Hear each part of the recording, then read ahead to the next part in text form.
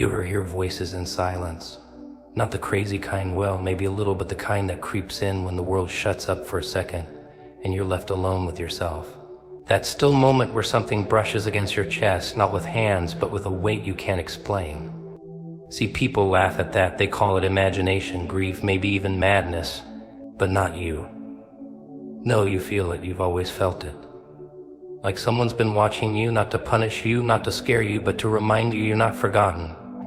Isn't that the funny thing? We all secretly hope, even the ones who swear they don't care, that maybe, just maybe, someone out there still remembers we exist. Because when the doors shut and the lights go dim and everyone else moves on with their lives, you're left sitting in that lovely little echo chamber called your mind, wondering if all this bleeding, all this breaking, was ever seen in the first place. Oh, they said he was watching, right? That some guy upstairs with a beard and a throne is keeping tabs. But it never feels that way when you're crying into your hands, trying to stop shaking, hoping this isn't the night you finally lose it. But here's what I don't tell you. It's not about being seen when everything's shiny. It's about being seen when you're crawling, when you're limping through your own mess and still getting back up. That's when the spotlight hits you. That's when the real watchers lean in. You've been mistaken, thinking that silence meant absence, thinking the delays meant denial, but oh no, that's just how they test the ones who've been chosen without their consent. Yeah, that's the real joke, being picked for a stage you never auditioned for. You've been through some things, haven't you? Things that don't quite show on the surface. You dress up.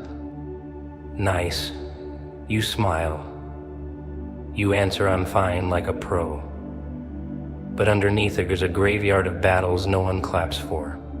You've carried grief like it was part of your anatomy. You've watched people walk away and call it timing. And you stood in the middle of storms that no one warned you about. No umbrella, no map, no. And still you kept walking. You didn't quit. And for that alone, you were never forgotten.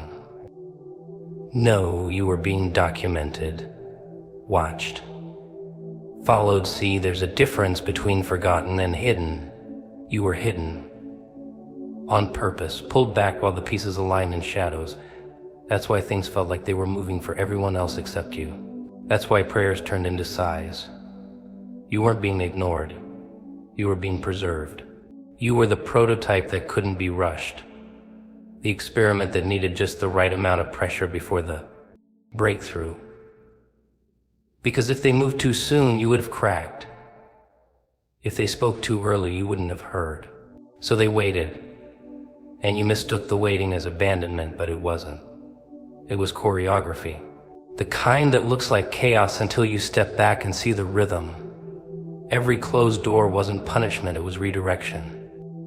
Every no wasn't a rejection, it was a reframe. They were crafting something in you that couldn't be rushed, cracked, couldn't be skipped. Because when you're marked for something bigger, the process is cruel before it's kind. But just because you didn't get a message in the sky doesn't mean they weren't speaking. You just had to become someone who could understand the language in the ones in heaven. They don't speak like we do. They don't send texts or tweets or trending reels. They whisper through restlessness. They show up in dreams that jolt you awake at 3 a.m. They repeat faces, names, signs over and over until you either pay attention or lose your mind. They're relentless like that. And for you, oh, they've been circling your name like vultures of purpose, waiting for you to crack the code, to stop begging and start becoming. Because that's how chosen ones awaken. Not with applause, but with ache. You weren't left behind. You were left alone for a reason. Because noise distracts, comfort sedates, but silence births transformation. And in that isolation, you weren't abandoned, you were activated, trained without realizing. Every betrayal, a sharpening. Every heartbreak, a lesson in disguise. Every failure, a setup wrapped in a warning. They saw it all, and they let it happen, not because they hated you, but because they trusted what would come out of the wreckage. So don't play small now. Don't shrink and pretend like you're average. You're not. You never were. That's why life hit different for you. That's why peace felt temporary and chaos felt familiar. You weren't built for the easy route. You were built for revelation, for disruption, for a message that needed scars to deliver it properly. And someone up there? They'd been waiting for you to realize it. Waiting for you to stop looking for proof in the external and start recognizing the survival as the sign. Because the fact that you're still standing after everything means you were never, ever forgotten. The silence you felt was never absence. It was preparation. You thought the quiet was a punishment, didn't you? Thought the stillness meant you were being overlooked, discarded, left to rot in your own confusion. But that's not how it works, not for people like you. See, the ones with noise in their veins, the ones who walk around with lightning trapped under their skin. They don't get the luxury of peace until the fire's ready. And that silence you hate so much, that was the cocoon. The ugly, suffocating, God-forsaken cocoon where all your screaming turned inward and all your plans turned to dust.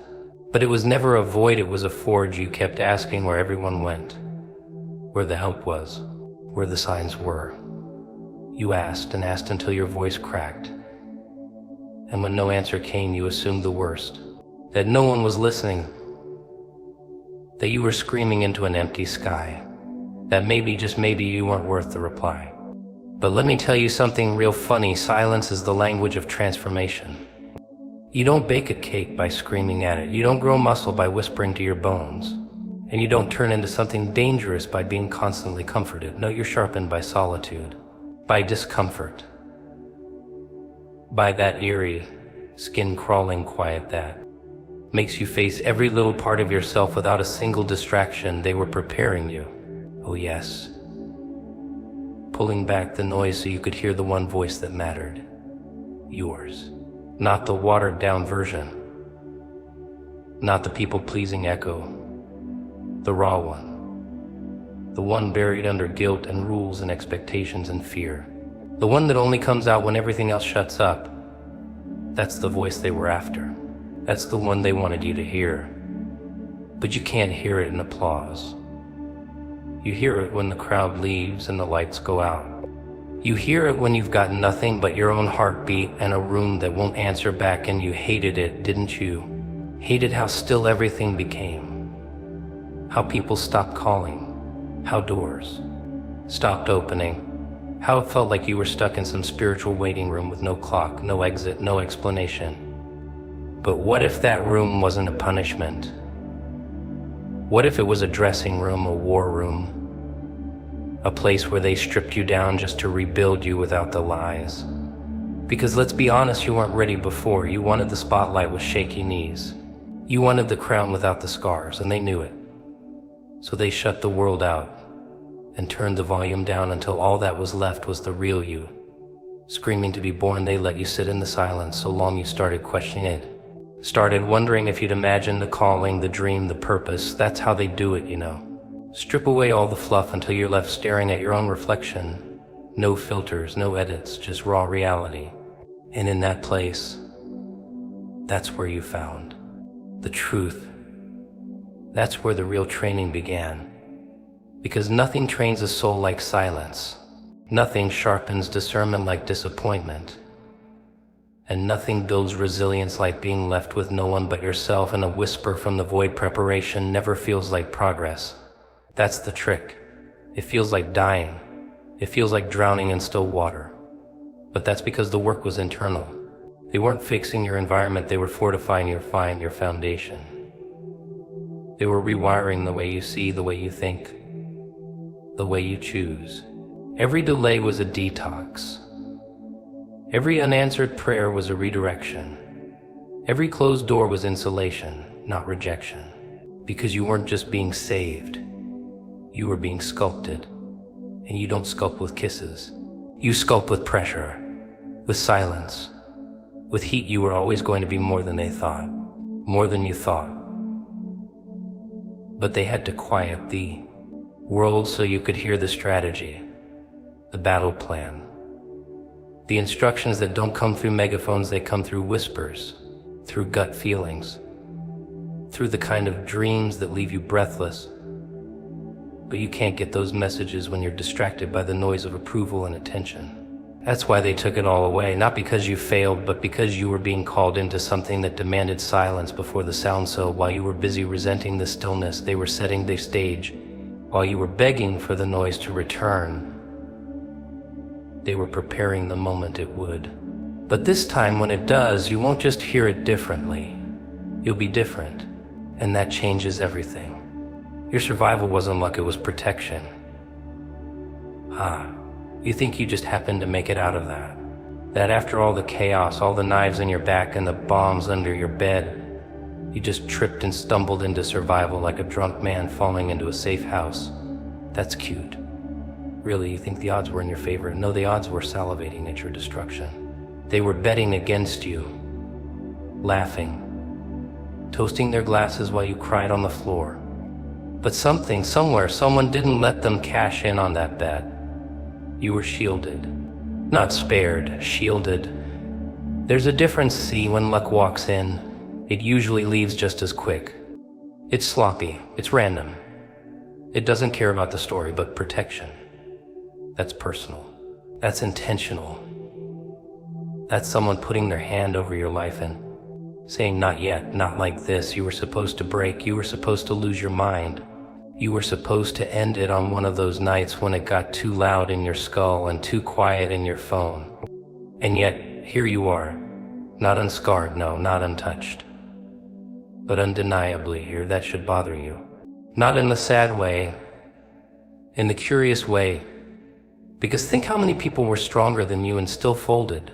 How many had more support, more smiles, more money, and they still couldn't crawl out of their pit. And you, with your shattered self-worth and duct-tape dreams, still breathing, still functioning, still pretending you've got it together when we both know you're one wrong word away from unraveling again. That's not luck. That's evidence. Of what? Of interference, divine, calculated surgical interference. You ever notice how the worst didn't fully hit? Like it came close, right to the edge, like death and despair were circling but never really sunk their teeth all the way in. That wasn't coincidence. That was calibration. You were allowed to feel it, to taste it, so you'd know what it means to walk through fire. But you weren't allowed to die in it. Because your story wasn't written for tragedy. It just had to start there. Why? Because pretty stories don't shake people. And you were meant to shake people. So your survival had to be ugly enough to prove something. Raw enough to make liars sweat. Real enough to make others believe it's possible for them. Too, you think the attacks on your life were random. That every betrayal, every heartbreak, every night you thought you'd never get through was just a series of unfortunate events. Try this on. What if those attacks were strategic because what's inside you is dangerous to darkness? What if they knew something about you before you knew it yourself? What if the reason you were targeted so young, so often, so viciously was because you were built to disrupt things and they couldn't risk you finding that out too soon? So they tried to kill you with guilt, with shame, with fear wrapped in friendly faces, but they failed. Not because you were lucky, but because something stood between you and the finish line you thought was death. Something said they can fall, but not that far. They can cry, but not collapse. They can wander, but don't let them disappear. And so here you are with breath in your lungs and weight on your name. That's not small. That's not an accident. That's proof you were preserved. You didn't survive because you're smart, or strong, or stubborn. Though maybe you are all those things, but you survived because you were meant to. Because your survival carries data. It carries evidence. It carries weight. There are people attached to your life that you haven't met yet. People whose freedom is connected to your scars. That's why you couldn't quit. That's why they blocked the bullet, the blade, the collapse. Held back the full force of the breakdown. You're not just a survivor, you're a carrier of something dangerous, of something disruptive. And protection is always loudest when the battle is silent, so next time you feel like you made it out by chance, remember chance dragged you. It doesn't whisper your name while you sleep. And it doesn't make sure the knife missed your heart by an inch just so you'd wake up one more day and wonder why. No, that wasn't luck. That was a warning shot to the darkness. A reminder that you don't belong to the pit, That no matter how close it got, you weren't theirs to claim. Of course you felt unqualified. Of course you looked in the mirror and laughed at the idea of being chosen. You, the one with the mess for a past and a graveyard full of mistakes. You, the one who can't even pray without second guessing if anyone's listening. The one who still flinches when certain names pop up on the phone. Who still has nightmares in broad daylight and trust issues layered so deep even love can't reach without a map. Yeah, you were always the pick. That's the punchline they don't tell you. See, the ones who think they're qualified usually aren't. Too clean, too calculated, too careful. But the ones who know what it's like to bleed, to lose, to beg for mercy in the dark with cracked voices and trembling hands, those are the dangerous ones. Because they don't just talk, they testify. They don't just lead, they bleed when they speak. They don't need to convince anybody they're holy because they've already seen hell. And when you've seen hell, you stop trying to be impressive and start becoming effective. You know why you feel like a fraud sometimes? Because the version of you that got called isn't the version you're used to performing. They didn't choose your mask, they chose your wound. That wound you keep covering with jokes and silence and avoidance. That's where the power is, that's the access point. That's what heaven saw when you were trying to be pretty for the cameras and polite for the cameras, and they looked past all of that and said, there, that pain, that's where we'll start. And it scared you because you thought you had to be whole to be worthy. But the truth is, the cracks are what prove you can carry something. You think you're late, think you missed it. But they waited for you, delayed certain moments, canceled certain connections, blocked certain platforms. Not because you weren't enough, but because you weren't ready to believe you were. They could have launched you when you begged for it, when you were convinced success was your savior. But they didn't want you to be famous with a fake foundation. They wanted you to be free, because freedom outlives fame. And you can't free others if you're still a prisoner to your own reflection. So here's the joke, the irony, the twist in the story. The thing you've been running from, that unhealed version of you, that's the exact one they're using. Not the one you dress up for social media. Not the version that smiles through teeth clenched in anxiety. The broken one. The bitter one. The one that doesn't. Pray right, talk right, feel right. That's the one that got the assignment. Because that one's honest. That one doesn't have time to pretend. That one doesn't perform. That one's dangerous to systems built on appearance and applause, and the world's not ready for that version of you, are they? The raw one. The one that's too loud, too honest, too weird, too real. But you're not here to make them comfortable. You're here to disrupt, to interrupt cycles, to walk into rooms and shift the atmosphere just by surviving. Just by standing up and not shrinking. Just by refusing to apologize for still being here after everything they threw at you. You're not too broken. You're battle-tested. You're not too messy, you're marked. And that feeling you get, that trembling, that tightness in your chest when you think about stepping forward, that's not fear. That's recognition. Your soul waking up to the sound of purpose, calling your name with a grin. And oh, they're nervous. The systems, the patterns, the familiar dysfunctions. They're all shaking because you're not playing your part anymore. You're rewriting the script. You're flipping the board. And they don't know what to do with someone who knows their worth and still walks in limping. That limp, that's proof of the fight. That's your credential. That's your key. You were never disqualified. You were being prepared. And every no, every delay, every closed door wasn't rejection, it was insulation. It was heaven keeping you from performing for a crowd you were never meant to entertain. Because when you finally walk into the room you're meant for, you won't need applause. You won't need validation. You'll carry the kind of presence that speaks without a mic, that commands attention. Without screaming. That turns heads because it comes with scars that tell a story only survivors understand. So yeah, you're unqualified by their standards. Beautiful. That's exactly what makes you chosen. You ever notice how quiet it gets right before something big happens? Not peaceful quiet, no, that's too gentle. I mean that eerie, suffocating kind of silence. The kind that crawls under your skin and makes you wonder if you're losing it. The kind where every clock tick sounds like a scream and even your thoughts start pacing like inmates in a prison cell. Yeah, that silence. That's not nothing. That's the sound of war in the spirit. The sound of something massive trying to break through while everything familiar tries to hold it back. You feel stuck. Good. That's where pressure builds before something snaps. You're not being ignored. You're being observed, studied, watched, and not by people. Oh no, they don't even know half of what's coming. They think you're just quiet now because you've run out of things to say. They think you've calmed down, that you've settled. They don't see what's happening in the room with you, around you, in the shadows, the shifting. The unseen hands that are either protecting or preparing, sometimes both at once.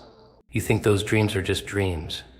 That tug in your chest, that nausea when you walk into certain places, that sudden flood of tears out of nowhere, that's not drama.